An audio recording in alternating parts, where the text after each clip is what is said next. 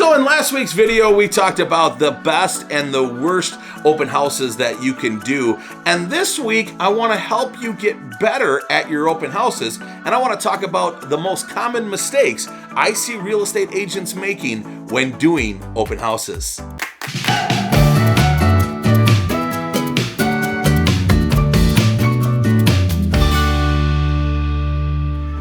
What's up, risers? Thank you again for joining me on this video. Today we're going to talk about the most common mistakes that I see real estate agents making when doing open houses. And if you didn't see last week's video, I'm going to link it up right here. In that video, we talk about the best and the worst open houses you can do as an agent. I'm going to take this time and do this again. You saw me on that last video. Here I am again.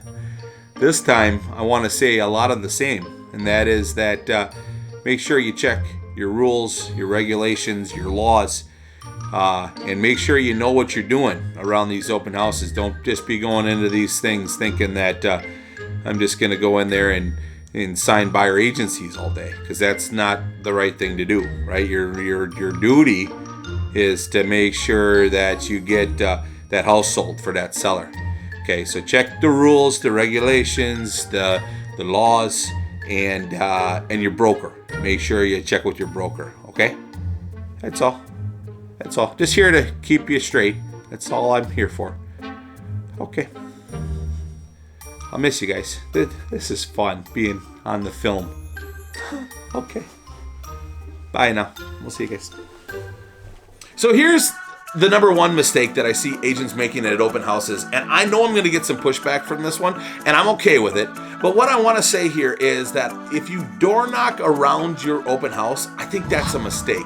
And hear me out, please hear me out, because I know a lot of you do that, and I know a lot of you have success around that, and I think that's great. But I think that if you do that for every open house, you will burn out, you will run out of energy, you'll run out of time, and that's going to slow you down from doing more open houses. I think the number of open houses that you're doing is far more important than doing door knocking around every one of them and exhausting yourself before the open house. Now, if it's your thing and it's your jam, I'm not going to prevent you from doing it. By all means, keep at it. If it's working for you, I don't want to change that. But I see it a lot where new agents get into the business and they're told to go door knock around open houses, and they hate that so much that they end up not doing open houses and they end up not staying consistent. So my deal in everything that I coach is to have a clear plan that's congruent to you and one that you stay consistent with. And so for that reason, I don't think you should door knock around your open houses.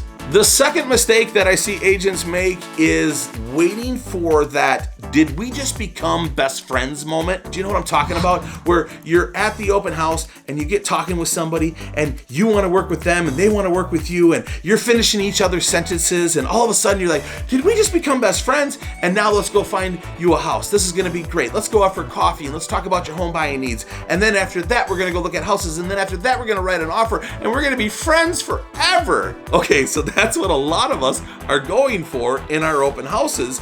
And when we don't have that, we have this feeling of incomplete. We have this feeling of, why am I even doing open houses? And I'm not even good at this. I didn't meet any new best friends today, and I just can't keep going. And I think that's a mistake. That's not what we're looking for. Instead, what we talk about inside Agent Rise is working on getting the buyer's search criteria. Because when we have their criteria and we have their contact information, we can do what's called matchmaking. And this is giving the consumer what they want. It gives us a better reason to follow up with the consumer instead of saying, "Hey, this is Neil. I met you at the open house, just calling to check in," which they don't care about, or me trying to get a buyer consultation meeting with them, which again, they don't care about. And instead, I'm finding their criteria so that I can call them with a property that matches that, and that's what they're looking for. So don't look for that "did we just become best friends" moment. Instead, look for their criteria and their contact information so you can best serve them. The third mistake that I see agents making at open houses is having everybody sign in on one sheet. Buyers don't want to do that. They're going to leave mickeymouse@gmail.com and 608-555-1212. They are going to avoid it. Instead, give everybody a clipboard as they walk in and ask them to fill it out while they're walking through the home, and then ask for that clipboard when they come back. The fourth mistake I see agents making is doing open houses alone. Number one, safety, right? Like having somebody there with you really is a good safety measure. Number two, if it's a lender, one of the things that the lender can do is they could try to get the buyers pre-approved right there on the spot. Or if they've already been pre-approved, they can give the buyer a second opinion and really provide them service. And when that lender follows up, that lender can also ask the question, are you working with another agent? And if so, how's it going, right? And if they're not working with another agent, then that lender can say, boy, you should really give Neil a shot. He's a great guy and a great realtor. And he'll be the reason you smile today. Something cheesy like that. But anyways, that lender is stepping in for you and helping you serve those buyers along with talking you up so that they'll use you as a real estate agent. So I think it's a big mistake to do open houses alone. And the fifth and last one is going to point to the video that I did last week, and that is doing the wrong open houses and not taking advantage of the right ones. And we make this mistake of not choosing our open houses right. Instead, we are just waiting for the open houses to come to us.